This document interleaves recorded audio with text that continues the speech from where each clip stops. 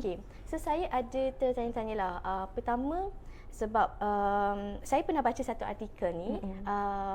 Saya pernah baca lah pasangan suami isteri digalakkan untuk macam suami buang bulu di bahagian private part isteri, manakala isteri buang bulu di private part suami. Sebab itu boleh menambah keintiman, kan. Dan lagi satu saya tertanya juga, bagaimana pula kalau ialah kita dapatkan servis tu di luar, maksudnya orang pihak lain selain daripada kita punya partner sendiri yang buang bulu dekat kita punya private part. Macam mana tu? Sebab bila benda tu berlaku ialah dalam bilik kan, terutamanya bila kalau lelaki yang buang bulu tu adalah perempuan, jadi sasahlah adanya aurat tu terbuka.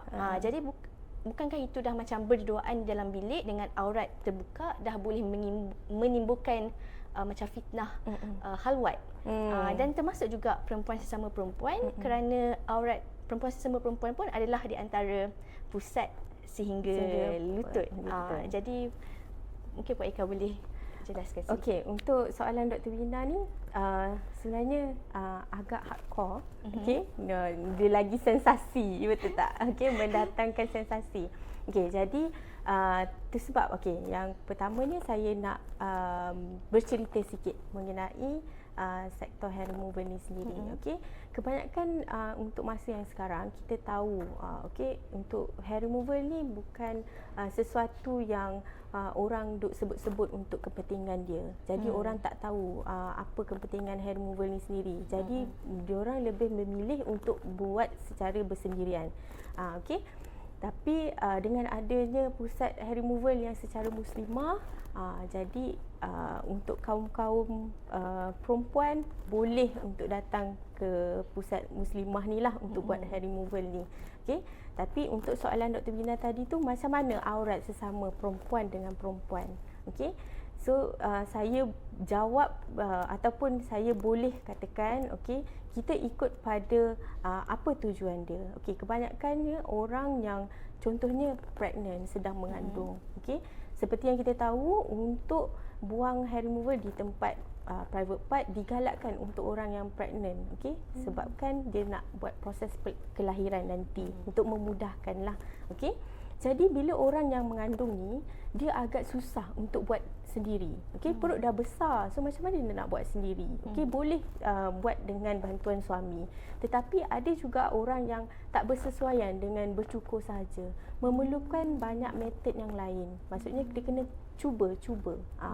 Dan juga untuk sekarang ni kita dah ada teknologi yang lain yang lebih canggih, yang mana bila kita buat tu ada result yang secara permanent untuk buang.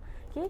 So dari situ kita tengok macam mana. Ada orang yang dia tak mengandung pun, jadi dia ada masalah kulit yang lain. Maksudnya dia perlukan untuk servis yang lain, tak boleh buat sendiri juga, tak boleh bercukur, tak boleh buat wax sendiri. Mungkin macam bila dia buat wax sendiri tu, dia tak tahu prosedur yang macam mana. Buat-buat tak jadi, betul tak? Jadi masalah dia tak selesai dekat situ. Okey, so tu sebab boleh untuk pergi ke pusat-pusat hair removal yang macam ni lah. Okey, jadi tak salah sebenarnya. Cuma macam saya cakap, depend pada kita punya niat dan juga keperluan. Kalau misalnya kita tak perlu pun, aku boleh je bercukur, macam tu kan. Okey, tapi ada orang kita tahu sendiri keburukan untuk bercukur ni apa. Maksudnya bila kita bercukur ni ada bahagian yang kita buang tu dapat irritation kan, semakin gatal. So benda-benda macam ni yang kita kena dedahkan dekat orang. Mungkin pengetahuan orang untuk masa sekarang pasal hair removal ni sangat nipis lah, pendek sangat. So maksudnya macam malulah buat ni, tak boleh buat, macam tu kan. So kena tahu juga. Okey, so kena bezakan macam kita perlu ke tak buat benda ni. Macam tu.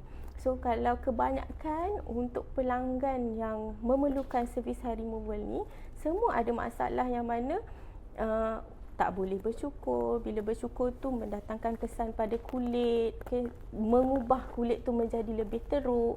Jadi dia perlukan untuk metod yang macam ni lah, yang lain.